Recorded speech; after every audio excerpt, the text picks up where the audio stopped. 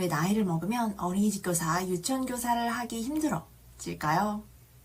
오늘 영상은 어린이집 교사분들도 공감하실 테고 특히 유치원 교사라면 더더욱 공감할 내용입니다. 주변 동료 교사나 아니면 유아교육과 아동보육과에 나온 주변 친구들 등등 공유해 주시면 좋을 것 같고, 만약 어느 정도 나이가 있으신 구독자분들일 경우 내 자녀가 어린이집 교사 혹은 유치원 교사를 희망하고 있다면 이 영상을 공유해 주셔도 좋습니다. 처음으로 어린이집 교사, 유치원 교사를 하게 되면 아이들과 놀이하고 가르치고 또 견학도 가고 또 내가 직접 수업도 해보고 또 담임교사가 되면 내 반도 생기고 그러면서 즐거운 미래를 떠올리게 됩니다. 나이가 들기 전까진 말이죠. 어릴 때는 내가 직접 준비한 수업들을 직접 현장에서 아이들에게 보여주고, 그러면 아이들은 어떤 반일까? 재밌어 할까? 혹은 1년 동안 반을 맡으면 내 아이들은 얼만큼 잘하고 또 얼만큼 변화할까? 등 교사 직종 중 아이들의 변화를 가장 크게 느낄 수 있는 어린이집 교사, 유치원 교사이기에 이에 따른 기쁨도 느끼지만, 나이를 어느 정도 먹으면 어린이집 교사, 유치원 교사가 예전 같지 않다고 느끼는 분들이 극소수를 제외하고 꽤 많이 있을 거라고 생각합니다.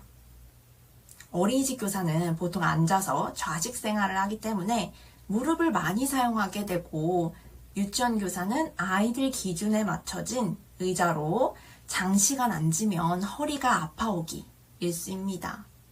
또 낮잠 시간에 어두운 공간에서 알림장을 쓰며 눈이 나빠지는 등 건강에 문제가 생겨 점차 병원을 다니기 시작하게 되고, 내과, 정형외과, 안과 등 어린이집 혹은 유치원에 자주 다니는 병원을 검색하고 또 저장해두기 시작하죠.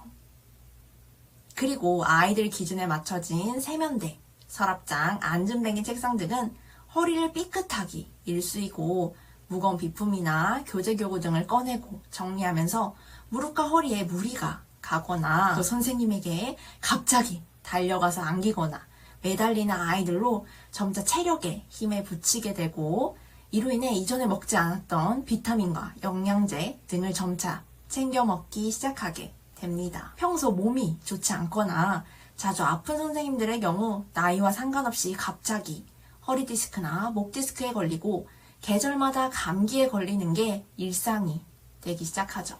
거기에 20대 때는 맨날 가위질을 하거나 글루건과 한몸이 되어 계절마다 내 반 환경 구성을 하고, 또 교재교구는 달마다 주제마다 매번 바꾸고, 또 그리고 남은 일은 집에 가져가서 다시 일하고 또 주말에도 일하고, 그것만으로도 내가 담임이라는 책임감 반 아이들을 위해서 열정과 패기로 행복해하지만, 그 이후 점차 경력이 쌓이고 어느 정도 적응하게 되면 어떤 일이 중요한지 우선순위도 좀 알게 되고 일도 빨라지지만, 비슷한 주제가 매년 반복되고 학생 때와는 다르게 현장에서 여러 갈등과 민원 상황들을 다채롭게 경험하며 어느 순간 정체기가 오기 시작합니다. 그리고 이전보다 매번 주제에 따라 교재교구를 바꾸거나 매주 놀잇감 청소를 하는 것도 버거워지기 시작하죠. 여기에 경력이 쌓이면 점점 본인에게 돌아오는 서류 업무도 많아지고 행사, 공모전 등 처음만큼 반에 신경 쓰기도 쉽지 않습니다.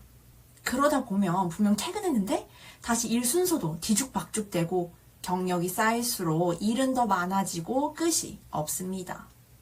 주말까지 매번 다시 일하기를 반복하고, 그리고 이전보다 사라진 열정에 재미도 없고 내 시간도 없고 난 뭐하고 있는 건가 하는 불편한 상황이 오게 됩니다. 거기에 주말엔 오랜만에 같은 과 친구들이나 직장 동료를 만나면 보람차고 좋았던 이야기보다 오르지 않은 월급 이야기하고 민원, 진상 등 누가 더 힘들었고 안 좋았는지 이야기가 시작되고, 이제 내일은 출근해야 된다는 이야기와 함께 다시 또 출근 생각에 더더욱 힘들어집니다. 가뜩이나 나이가 들며 체력도 점차 버거워지는데 말이죠.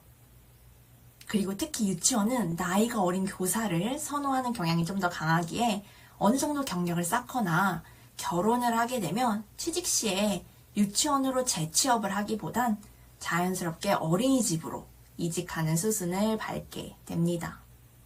교사들 사이에서도 어렸을 때 아니면 유치원 교사를 못하니 조금이라도 어렸을 때 경험이라도 해두라고 말하는 게 이 때문이죠. 그리고 행사나 견학이 많고 학습지와 같이 여러 활동들이 많은 유치원보다 어린이집이 대체적으로 좀 더 일이 수월하고 복지가 좋은 경향이 강해서 나이가 들면 유치원에서 어린이집으로 많이 이직을 하기도 하고, 이전까지 보육교사 상급 자격증은 쉽게 취득이 가능했기에 결혼하고 나서 다시 일을 시작하기 위한 용도로 많이 자격증을 취득해 일하는 분들이 많았고, 그래서 비율적으로도 어린이집 교사가 나이의 범주가 큰 것도 사실입니다. 결국 대부분 유치원에서 어린이집으로, 또 어린이집은 직장, 국공립, 그리고 민간으로 이동해가는 순서가 됩니다.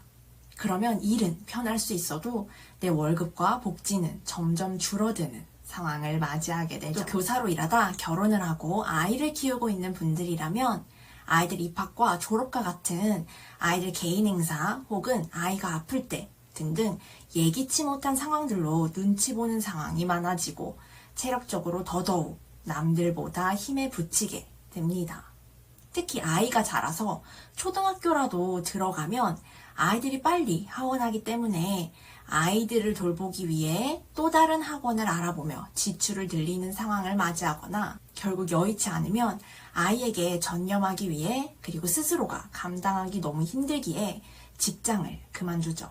혹은 현재 유보통합을 대비해 일을 다니면서 대학원을 병행하고 있는 분들도 많은데, 특히 자신의 아이를 키우면서 동시에 하기엔 더더욱 쉽지 않습니다. 그래서 졸업도 다 마치기 전에 중간에 휴학하는 경우도 많고, 이도저도 안 돼서 포기하는 분들도 꽤 많은 이유가 이 때문입니다. 그렇게 결국 한 해 한 해 갈수록 결혼을 하든 안 하든 나이를 먹을수록 예전과 같지 않다는 걸 느끼게 됩니다. 어린이집 교사든 유치원 교사든 100%도 아니 150% 이상의 체력을 가지고 있는 아이들과 함께 지내는 것이기 때문에 등원부터 하원까지 끊임없이 놀아주고 가르쳐주고, 영하면 영하대로, 유하면 유하대로 체력적으로 정신적으로 교사가 나이가 들면 들수록 힘에 부치게 되는 것이죠. 하지만 제가 이 얘기를 하는 이유는 아주 지극히 자연스러운 현상이라는 것입니다. 그렇기에 여기에 너무 내가 이전보다 열정이 부족한 건 아닐까? 아이들에게 더 못해주는 건 아닐까? 이렇게 마음 써야 되는 게 아니라 지극히 당연하다는 이야기를 해드리는 것입니다. 하지만 지금 어린이집 교사 혹은 유치원 교사로서 사회초년생이거나 학생이라면 여러분들이 가장 두려워야 할 부분은 나이가 들수록 어린이집 교사나 유치원 교사가 힘들어지는 부분은 어쩔 수 없이 당연하다는 걸 온전히 받아들이고, 나이가 들어서 자신이 느끼기에 어느 정도 체력의 한계가 오기 전 여러분이 어린이집 교사, 유치원 교사라는 집단에만 갇혀 아무런 준비도 하지 못한 채 결국 연봉을 낮춰 담임교사로 이직하거나 보조교사 혹은 연장반 교사, 종일반 교사 등을 하며 남은 인생을 살아가게 되는 걸 훨씬 더 두려워해야 한다는 것이죠. 어린이집 교사나 유치원 교사가 아닌 주변 친구들은 나이가 들수록 경력을 쌓으며 월급을 올려받거나 혹은 연봉 협상을 통해 스카웃이 되기도 하고, 더 나아가 사업을 시작하고 자신만의 일을 만들어가며 점점 나아진 밝은 미래에 대해서 이야기하는데, 본인만 감봉당한 채로 담임교사로서 반복되는 아이들 일상 이야기, 민원과 진상 이야기, 또 보조교사나 연장반 교사로 기존 교사들을 맞춰주느라 힘들었다는 이야기 등등과 같은 무용담만 끝없이 늘어놓는 사람이 되지 않도록 부단히 노력해야 합니다. 유치원 교사 다니시는 분들, 정말 누구도 여러분의 인생을 대신 살아주지 않습니다. 남 걱정할 게 아니라 자신의 남은 인생에 투자하고 준비해 나가야 한다는 사실을 잊지 않길 바랍니다. 오늘의 결론. 나이가 들수록 체력적으로나 정신적으로나 유치원 교사, 어린이집 교사를 지속적으로 하기엔 쉽지 않다. 그러므로 나이 들어서 후회하기 전에 미리미리 준비하고 대비해서 다가오는 현실에 그저 순응당하는 것이 아니라 내 미래를 내가 선택하자입니다. 오늘도 영상 끝까지 시청해주셔서 감사드리며 좋아요, 댓글, 구독, 알림 설정 부탁드립니다. 감사합니다.